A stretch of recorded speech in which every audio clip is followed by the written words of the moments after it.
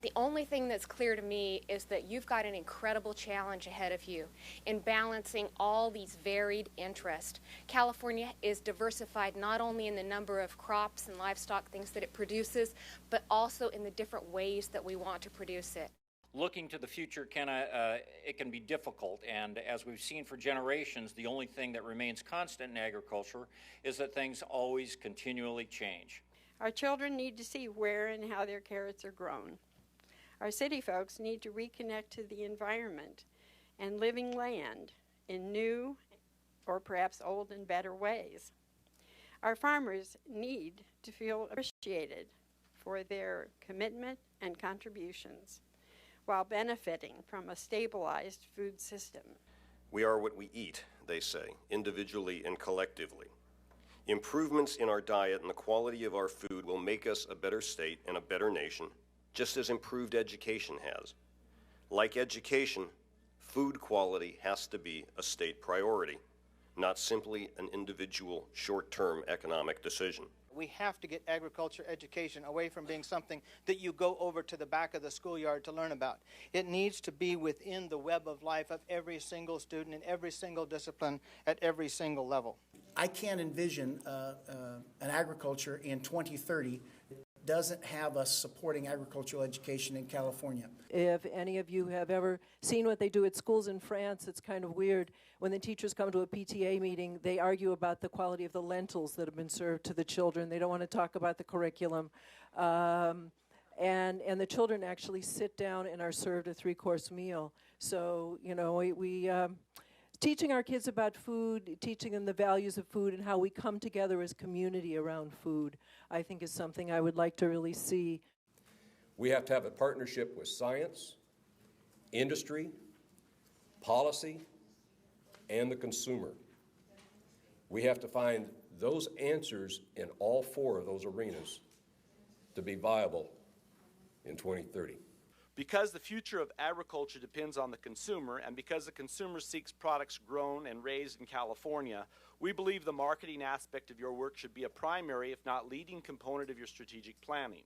I want to talk about the concept of family farming, because we are no longer an industry of family farming, but we need to consider ourselves a farm family.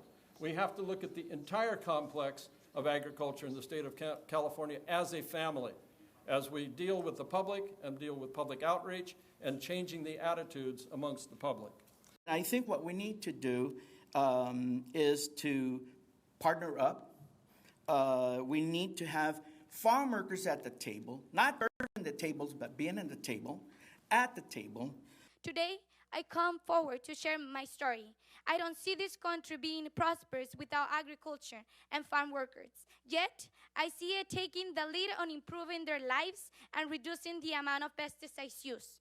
I hope that in the years to come, my people will still have their jobs and also enjoy of a healthy and safety environment. Farm workers are the lowest paid workers in the country and too often cannot afford decent housing, infrastructure, education, health care, or other social services, despite their great need for them and our great need for farm workers.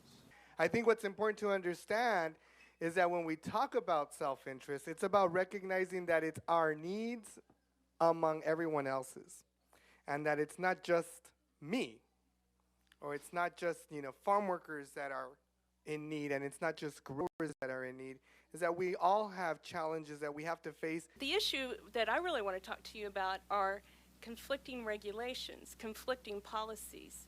If we were to talk about what agriculture in California is going to look like in 2030, I would say maybe we don't really need to look at agriculture. What we really need to look at is government.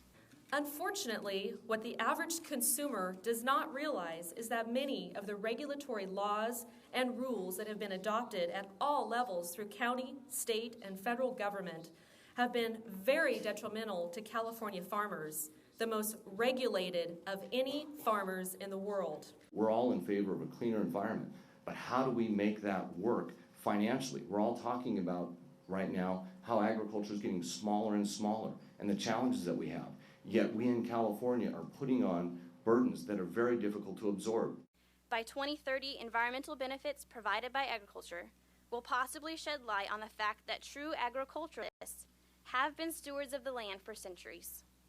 And so the public perception will be improved by 2030 as new methods combined with old ways of conserving agricultural land will increasing quality yields.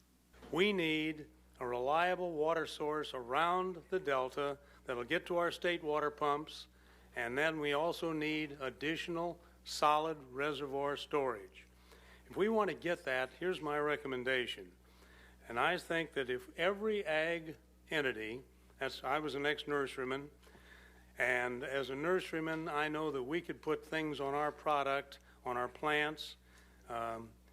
Everybody can put something that's going out from their farms or from their produce source in the way of a label. Here's a label similar to what I think should be going out on each of our items. For the strawberry guy, you might put, these strawberries will not be available in a few years if we don't build a waterway to the state water pumps and additional reservoir storage. Help us keep strawberries on your table. Only you can vote for the waterway and the reservoirs that'll protect your food and keep the cost down. Each person eating strawberries today will read that. Each of the housewives have a lot of power, more power than we think. And folks, if each of us put some kind of a label on what goes out for our farms and reach the people who are going to do the voting, not other farmers, but the people that can make the change, I recommend that we can see the vision in 2030 and beyond of agriculture continue in a healthy way in California. Obviously, there are many challenges to achieving the vision that I've spoke of. Mainly, there seems to be a lack of political will to fix the state water supply, with many feeling that we can conserve our way out of this. We cannot, and we cannot survive without sufficient water.